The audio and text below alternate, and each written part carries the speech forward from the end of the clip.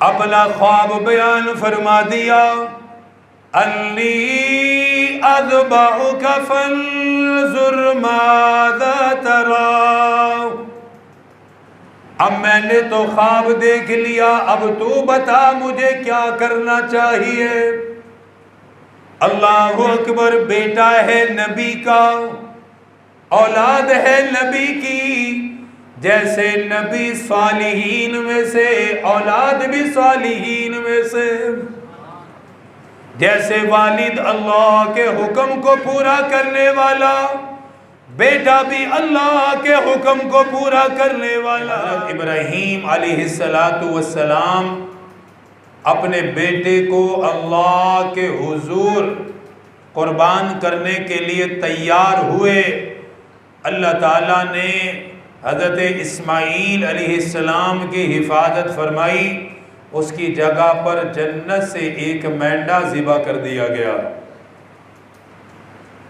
اس طریقے کو قیامت تک کے لیے جاری فرما دیا۔ حضرت ابراہیم علیہ السلام کا واقعہ اللہ تعالیٰ نے خود قرآن کریم میں بیان فرمایا کہ کس طرح انہوں نے اپنے بیٹے کو اللہ کے راستے میں قربان کرنا چاہا، پوری تفصیل اس کی بیان فرمائی۔ حضرت ابراہیم علیہ السلام بابل سے مکہ المکرمہ اپنی بیوی حضرت ہاجرہ علیہ السلام اور اپنے بیٹے حضرت اسماعیل علیہ السلام سے ملنے کے لیے آئے۔ آپ جب وہاں تشریف لائے تو 8 ذوالحجہ کی رات آپ نے خواب دیکھا کہ بیٹے کو اللہ کے راستے میں قربان کر رہے ہیں۔ 8 ذوالحجہ کو پہلی مرتبہ یہ خواب دیکھا، پھر 9 ذوالحجہ کی رات کو دوبارہ یہی خواب دیکھا، پھر 10 ذوالحجہ کی رات کو پھر یہی خواب دوبارہ سے دیکھا۔ اب سمجھ گئے کہ اللہ تعالیٰ مجھ سے میرے بیٹے کی قربانی مانگ رہا ہے۔ بوڑھا باپ ہے، ضعیف ہے، سر کے اور داڑھی کے بال سفید ہیں، اور بیٹا بھی اللہ تعالیٰ نے بڑھاپے میں عطا فرمایا ہے۔ اللہ تعالیٰ نے یہ سارا منظر قرآن میں ذکر کیا ہے۔ فرمایا فَلَمَّا بَلَغَ مَعَهُ السَّعْيَ قَالَ يَا بُنَيَّ إِنِّي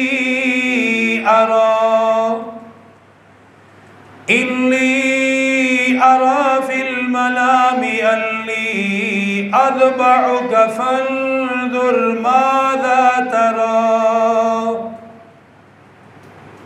اپنے بیٹے سے اور اپنی بیوی سے ملنے کے لیے مکہ المکرمہ آئے۔ 8 ذوالحجہ کی رات خواب دیکھا، بیٹے کو اللہ کے راستے میں قربان کر رہے ہیں۔ صبح کو جانور اللہ کے لیے قربان کر دیے کہ شاید اللہ تعالیٰ مجھ سے قربانی کے بارے میں فرما رہے ہیں، قربانی اللہ کے راستے میں کر دی۔ 9 ذوالحجہ کو پھر دوبارہ خواب دیکھا، اپنے بیٹے کو اللہ کے راستے میں قربان کر رہے ہیں۔ پھر دوبارہ آپ نے جانور ذبح کیے، تیسری رات دوبارہ خواب دیکھا۔ اب سمجھ گئے کہ اللہ تعالیٰ اونٹ کی قربانی نہیں چاہ رہا، اللہ گائے کی قربانی نہیں چاہ رہا، بلکہ حکم مجھے یہ مل رہا ہے میں اپنے بیٹے کو اللہ کے راستے میں قربان کرو۔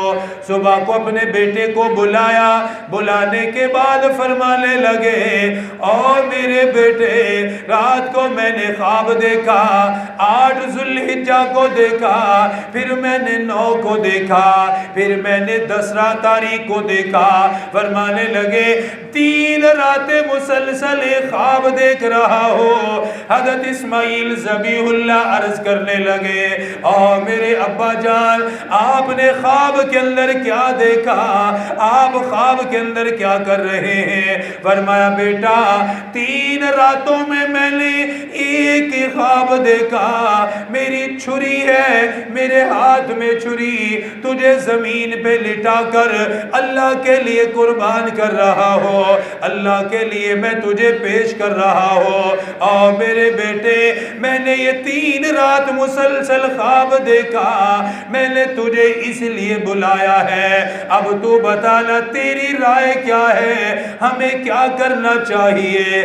اللہ کا حکم ہے اور میں اللہ کا نبی ہو، میں اللہ کا پیغمبر ہو، میں حکم کو ماننے کا پابند ہو، مجھے جو بھی حکم مل جائے میری جان کے حوالے سے ملے میں اسے پورا کرنے کا پابند ہو، مال کے حوالے سے اللہ کا حکم ملے اس حکم کو بھی پورا کرنے کے لیے تیار ہو، اگر اولاد کے بارے میں میرے پروردگار کا حکم ملے اس حکم کو بھی میں پورا کرنے کے لیے تیار ہو۔ لیکن فرمانے لگے آ میرے بیٹے، اس معاملے میں تیری رائے کیا ہے؟ ذرا تو بھی تو بتانا مجھے کیا کرنا چاہیے؟ کیا تو اللہ کے لیے قربانی دینے کے لیے تیار ہے یا اللہ کے حضور پیش ہونے کے لیے تیار ہے؟ اللہ اکبر! باپ اور بیٹے کی یہ گفتگو آسمان اور زمین والوں نے سنی، کتنی عجیب گفتگو ہے، کتنا بڑا امتحان ہے، کتنی بڑی آزمائش ہے، اپنی اولاد کو اللہ کے راستے میں پیش کرنا، اللہ کے حضور پیش فرما دینا، یہ کوئی آسان کام نہیں، یہ کوئی سہل معاملہ نہیں، انتہائی مشکل معاملہ ہے۔ اللہ تعالیٰ نے باپ اور بیٹے کے انداز کو قرآن کریم میں بیان فرمایا، قرآن میں فرمایا فَلَمَّا بَلَغَ مَعَهُ السَّعْيَ قَالَ يَا بُنَيَّ إِنِّي أَرَى فِي الْمَنَامِ أَنِّي أَذْبَحُكَ فَانظُرْ مَاذَا تَرَىٰ۔ فرمایا جب بیٹا دوڑنے لگ گیا، 12 سال کے قریب عمر ہوئی، والد کے ساتھ دوڑنے لگا، اپنی والدہ کے کام کاج میں ہاتھ بٹانے لگا، حضرت ابراہیم خلیل اللہ نے خواب دیکھا اپنے بیٹے کو قربان کر رہے ہیں، بیٹے کو بلانے کے بعد فرمایا یا بنی انی اری فی المنام، اے بیٹے رات کو میں نے خواب دیکھا، انی اذبحک فانظر ماذا تری، کہ میں تجھے اللہ کے لیے قربان کر رہا ہوں۔ اپنا خواب بیان فرما دیا، انی اذبحک فانظر ماذا تری، اب میں نے تو خواب دیکھ لیا، اب تو بتا مجھے کیا کرنا چاہیے؟ اللہ اکبر! بیٹا ہے نبی کا، اولاد ہے نبی کی، جیسے نبی صالحین میں سے، اولاد بھی صالحین میں سے، جیسے والد اللہ کے حکم کو پورا کرنے والا، بیٹا بھی اللہ کے حکم کو پورا کرنے والا۔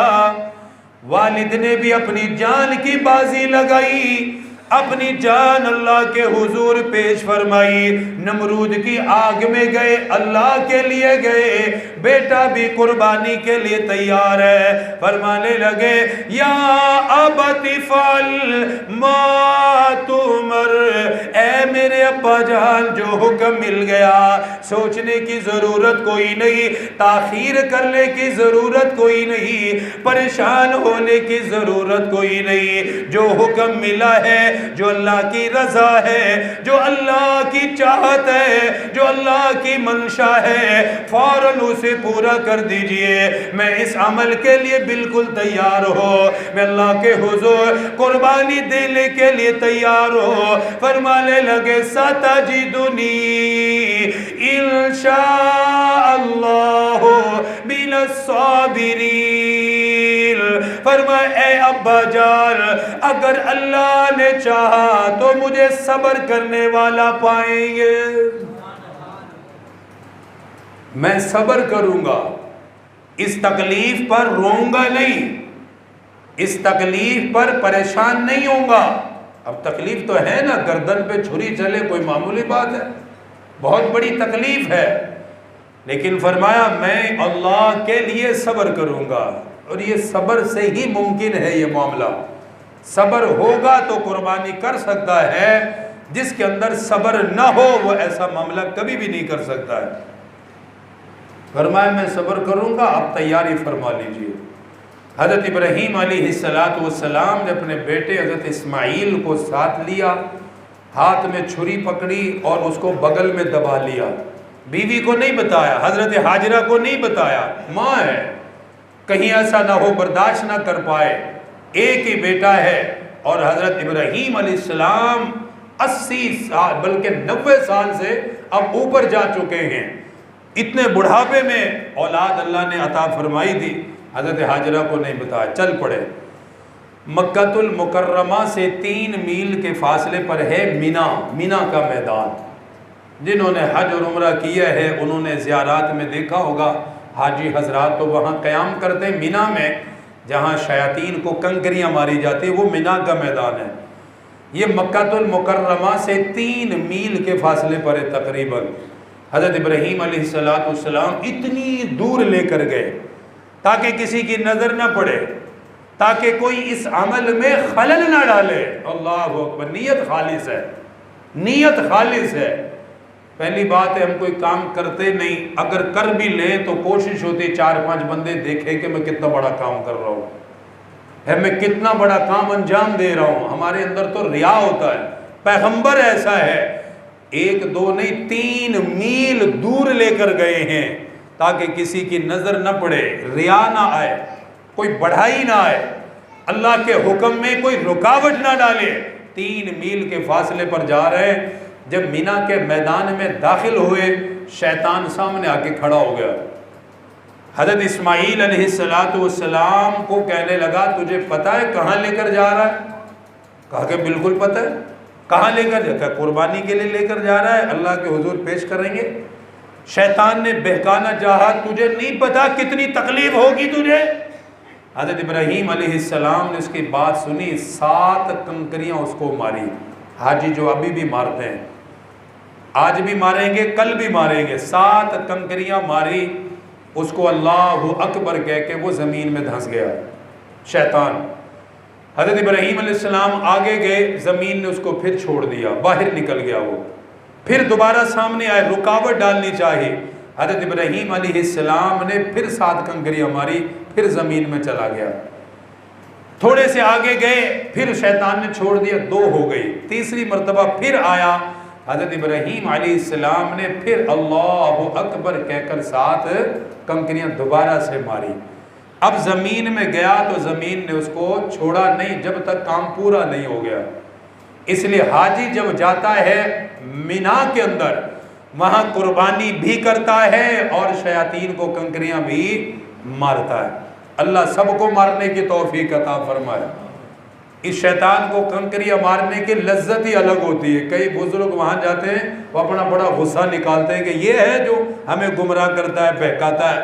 بڑے بڑے لوگ ہیں، ان کے بڑے بڑے کئی تو جوتیاں مار رہے ہوتے ہیں، حالانکہ فضول ہے، کنکریاں مارو بس وہی حکم۔ بہرحال مینا کے میدان میں حضرت ابراہیم علیہ السلام پہنچ گئے، اب اپنے بیٹے کو زمین پر لٹایا، چہرے کے بل، یاد رکھو چہرہ زمین کی طرف کیا، اپنی طرف نہیں کیا کہ میری طرف چہرہ ہوگا میں شاید برداشت نہ کر پاؤں، ایسا نہ ہو کہ حکم درمیان میں ہی رہ جائے، اس لیے چہرہ مکمل زمین کی طرف کر کے اللہ کا نام لے کے چھری اپنے ہاتھ میں پکڑ لی۔ یا آسمان اور زمین نے عجیب منظر دیکھا ہے کہ بوڑھا باپ ہے، ضعیف ہے، 12-13 سال کا بیٹا ہے، زمین پر لیٹا ہے، باپ کے ہاتھ میں چھری اور بیٹا زمین پر ہے۔ کتنا عجیب معاملہ ہے، عجیب منظر ہے۔ آسمان زمین والے فرشتے بھی روئے ہوں گے کہ اللہ یہ کیا ہو رہا ہے، اتنی بڑی آزمائش، اتنا بڑا امتحان۔ حضرت اسماعیل علیہ السلام کو زمین کی طرف لٹا لیا، ادھر سے شیطان جب مینا کے میدان سے مایوس ہوا، فوراً ہاجرہ کی طرف دوڑا۔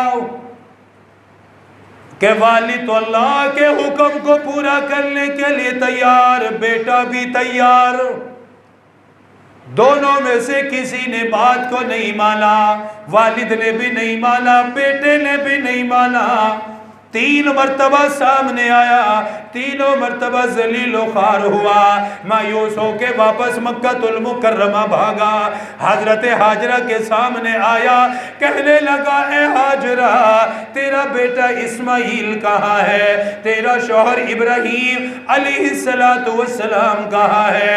حضرت حاجرہ فرمانے لگی میرا شوہر ابراہیم بابل سے ملنے کے لیے آیا ہے، اپنے بیٹے سے ملنے کے لیے آیا ہے، اپنے بیٹے کو لے کر باہر گیا ہوا ہے۔ شیطان کہنے لگا نانا باہر لے کر نہیں گیا، اب تیرا بیٹا واپس نہیں آئے گا، تجھے دوبارہ نہیں ملے گا، تیرے بیٹے کی شکل تجھے دیکھنے کے لیے دوبارہ نہیں ملے گی، تیری دوبارہ ملاقات نہیں ہو سکے گی، تو اپنے بیٹے کو نہیں دیکھ پائے گی، اپنے بیٹے کو پیار نہیں کر پائے گی۔ جذبات کو ابھارنے لگا اور جذبات کو بھڑکانے لگا، کہنے لگا اے حاجرہ ابھی بھی وقت ہے، اپنے بیٹے کو جا کے بچا لے، ورنہ ساری زندگی روتی رہے گی، ساری زندگی افسوس کرتی رہے گی۔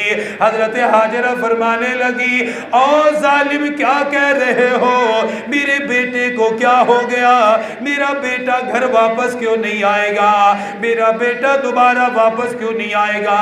شیطان کہنے لگا تجھے معلوم نہیں حضرت ابراہیم اللہ کے حکم کو پورا کرنے کے لیے تیرے بیٹے کو قربان کرے گا، تیرے بیٹے کو اللہ کے لیے ذبح کرے گا، اس لیے تیرا بیٹا واپس نہیں آئے گا، تجھے واپس نہیں ملے گا۔ حضرت حاجرہ علیہ السلام جب انہیں خبر ملی رونے لگ گئی، آنکھوں سے آنسو برسنے لگ گئے۔ شیطان نے سمجھا شاید کام بن گیا، شاید یہ میرے ساتھ چلے گی، اللہ کے حکم کے اندر رکاوٹ ڈالی جائے گی، شاید یہ درمیان میں رکاوٹ ڈالے۔ کہنے لگا پریشان نہ ہو، مجھے پتا ہے تیرا بیٹا کہاں ہے، تیرا خامد کہاں ہے، جلدی سے میرے ساتھ چل، جا کر اپنے بیٹے کی حفاظت کر لے۔ حضرت حاجرہ فرمانے لگی او ظالم میں اس لیے نہیں رو رہی کہ میرے بیٹے کی قربانی کی جائے گی، اللہ کے لیے اسے پیش کیا جائے گا۔ فرمانے لگی میں تو اس لیے رو رہی ہوں، اگر ابراہیم مجھے بتا کر جاتا، ابراہیم مجھے بتا دیتا کہ اللہ کا یہ حکم ہے، میرے بیٹے کی قربانی اللہ نے مانگی ہے، میں اپنے بیٹے کو تیار کر کے اللہ کے حضور خود پیش فرما دیتی، اللہ کے حضور خود عنایت کر دیتی۔ ہاتھ اٹھا لیے عرض کرنے لگی میرے پروردگار میری بیٹے کی قربانی کو قبول فرما لے۔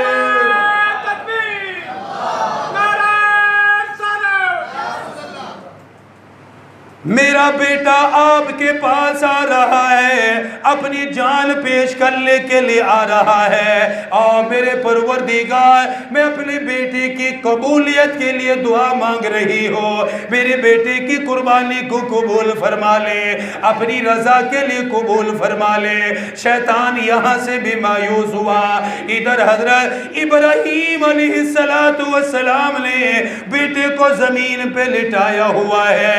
قرآن کریم میں دیکھو اللہ پاک نے کیسا منظر بیان کیا، فرمایا فَلَمَّا أَسْلَمَا وَتَلَّهُ لِلْجَبِينِ، جب دونوں نے اللہ کے حکم کو قبول کر لیا، جب دونوں نے اللہ کے حکم کو قبول کیا، اس کو پورا کرنے لگ گئے، اس حکم کی تکمیل کرنے لگ گئے، زمین پر بیٹے کو لٹایا ہوا ہے، ادھر سے آواز آ گئی وَنَادَيْنَاهُ أَيَّا إِبْرَاهِيمُ بیٹے کی گردن پہ چھری چلا رہے ہیں، اللہ اکبر کا نعرہ ہے، زبان پر اللہ اکبر ہے، بیٹے کی گردن پر چھری رکھی ہوئی ہے۔ روایات میں ہے اللہ نے حضرت اسماعیل کی گردن پر تانبا چڑھا دیا، تانبے کا انتظام ایسا فرمایا دیکھنے والے کو نظر نہیں آیا۔ حضرت ابراہیم چھری چلا رہے لیکن چھری چلنے کا نام نہیں لیتی، چھری کاٹنے کے لیے تیار کوئی نہیں۔ چھری حضرت اسماعیل علیہ السلام کی گردن پہ چلنے کے لیے تیار نہیں۔ حضرت ابراہیم علیہ السلام پریشان ہوئے، شاید میں چھری غلط لے آیا، شاید یہ کاٹنے والی نہیں۔ جب اسے دوبارہ دیکھا پتھر پہ مارا، پتھر کے 2 ٹکڑے ہو گئے، دوبارہ چھری کو اپنے ہاتھ میں لیا، پھر دوبارہ کوشش فرما رہے، نیت خالص ہے، ارادہ خالص ہے، یہ نہیں کہا میں نے تو ذبح کرنا چاہا، میں نے تو قربان کرنا چاہا لیکن قربان نہیں ہوا، چلو اب اٹھ جاؤ اب گھر کو چلتے ہیں، ایسا نہیں فرمایا بلکہ کوشش کرتے رہے، ہمت کرتے رہے۔ اللہ پاک نے آواز دی، فرمایا وَنَادَيْنَاهُ اَيَّا إِبْرَاهِيمُ، اللہ تعالیٰ نے خود آواز دے دی، فرمایا او میرے خلیل، اللہ نے آپ کی قربانی کو قبول کر لیا ہے۔ آسمان سے آواز آ رہی ہے، آواز دیکھیں کیا، وَنَادَيْنَاهُ اَيَّا إِبْرَاهِيمُ۔ بھئی یہ عید کے لیے ساتھی جمع کر رہے ہیں، جو ساتھی ہدیتاً عید کے طور پہ دینا چاہتے ہیں خوشی سے دیں، کوئی زور زبردستی نہیں، میری طرف توجہ کریں۔ باقی اللہ تعالیٰ کیا حکم دے رہے، وَنَادَيْنَاهُ، آواز آئی، اَيَّا إِبْرَاهِيمُ، اے ابراہیم، اللہ اکبر، قَدْ صَدَّقْتَ الرُّؤْيَا، آپ نے اپنا خواب پورا کر دیا ہے۔ اللہ تعالیٰ خود فرما آپ نے اپنا خواب پورا کر دیا، اِنَّا كَذَلِكَ نَجْزِي الْمُحْسِنِينَ، میں نیکی کرنے والوں کو یوں ہی بدلہ دیا کرتا ہوں۔ اور چھری بھی تو اللہ کے حکم کی محتاج ہے، اپنی مرضی سے نہیں چلتی۔ فرمایا میرے خلیل، آپ نے چاہا، آپ نے تسلیم کیا، آپ نے اپنا کام مکمل کر لیا۔ إِنَّ هَذَا لَهُوَ الْبَلَاءُ الْمُبِينُ، توجہ کریں، اللہ تعالیٰ خود فرما رہا ہے میرے خلیل یہ بہت بڑا امتحان تھا۔ اللہ تعالیٰ خود کہہ رہا ہے، میں نہیں کہہ رہا، حضرت ابراہیم نے نہیں کہا بہت بڑا امتحان ہے، اللہ تعالیٰ نے خود فرمایا إِنَّ هَذَا لَهُوَ الْبَلَاءُ الْمُبِينُ، فرمایا میرے خلیل سارے امتحانوں میں یہ سب سے بڑا امتحان ہے۔ دیکھیں نا، بچہ تو کہتا ہی ہے کہ امتحان بڑا مشکل تھا، پیپر بڑا ہی مشکل تھا، جس نے پڑھائی نہیں، جس نے تیاری نہیں کی۔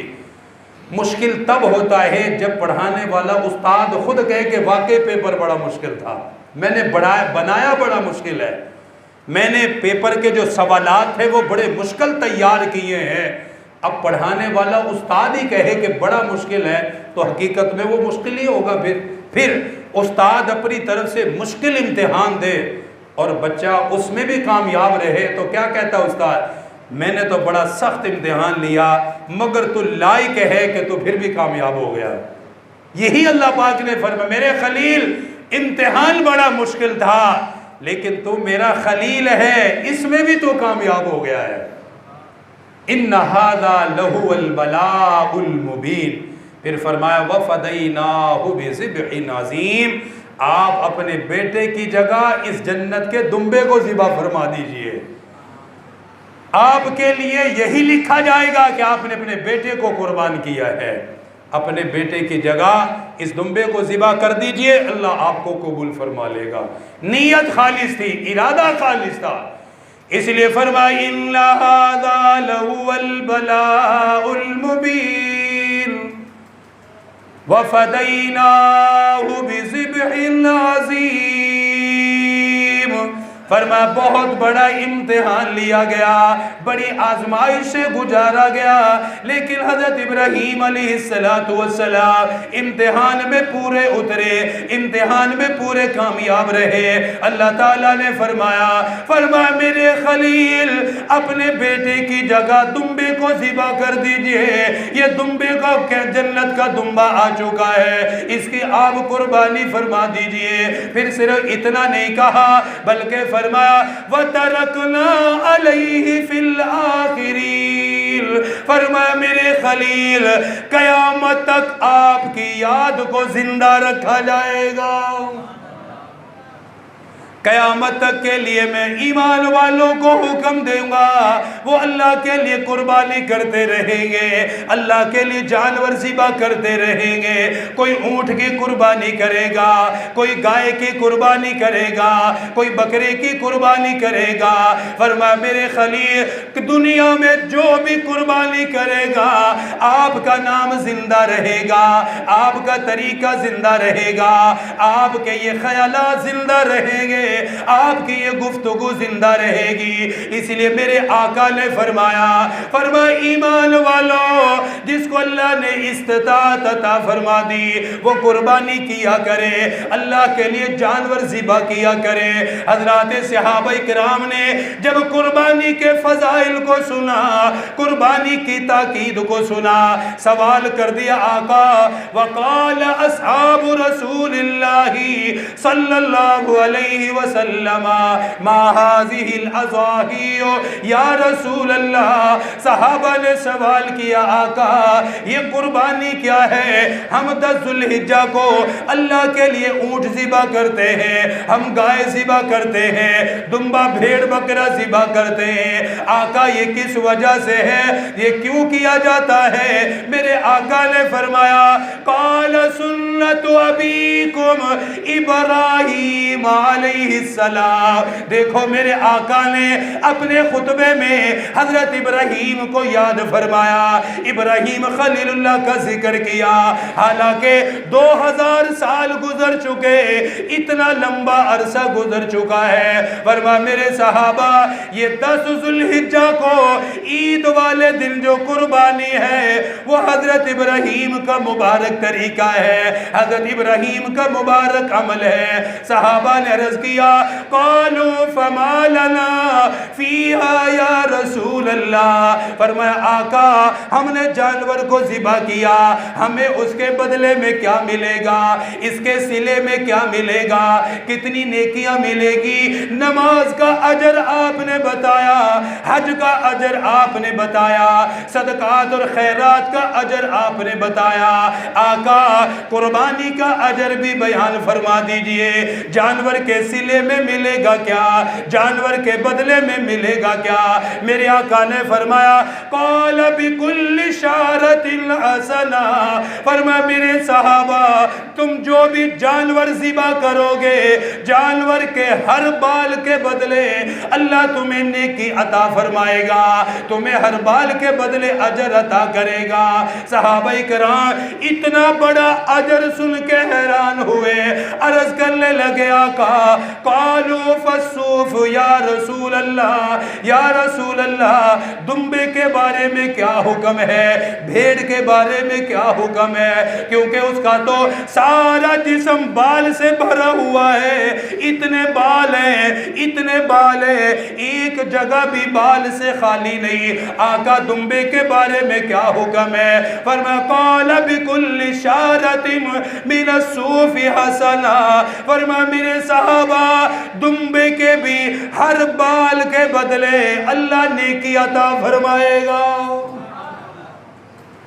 یہ وہ مبارک طریقہ ہے، یہ وہ مبارک عمل ہے جو چلا رہا ہے۔ پھر ایک حدیث میں فرمایا قیامت کے دن اللہ قربانی کے جانور کو لائے گا، سبحان اللہ، اور کس طرح؟ فرمایا اس کے کھر آئیں گے، اس کا خون آئے گا، یہاں تک فرمایا اس کا گوبر آئے گا، اللہ تعالیٰ اس کی ہڈیاں سارے اعضاء کو لائے گا اور اس کے بدلے اللہ قربانی کرنے والے کو اجر عطا فرمائے گا۔